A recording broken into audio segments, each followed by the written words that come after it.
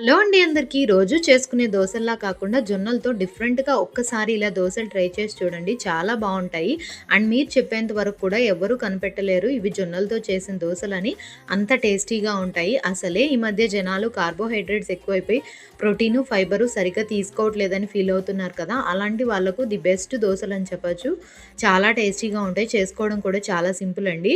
ముందుగా ఇక్కడ నేను 2 గ్లాసుల వరకు తెల్ల జొన్నలనైతే తీసుకున్నాను. 2 గ్లాసుల జొన్నలకు గాను హాఫ్ గ్లాస్ ఉద్దిపప్పు, ఒక పావు గ్లాస్ శనగపప్పు, ఒక టీ స్పూన్ అన్ని మెంతులు వేసేసి ఇవన్నీ కూడా శుభ్రంగా కడిగి ఒక 10 అవర్స్ పాటైతే సోక్ చేసుకోవాలి. గ్రైండ్ చేసుకునే ఒక 10 మినిట్స్ ముందు పావు గ్లాస్ కంటే తక్కువగా అటుకులు వేసుకొని అవి కూడా సోక్ చేసుకొని ఇంక అన్నీ కలిపి గ్రైండ్ చేసుకొని ఓవర్ నైట్ అయితే పులియపెట్టుకోవాలి.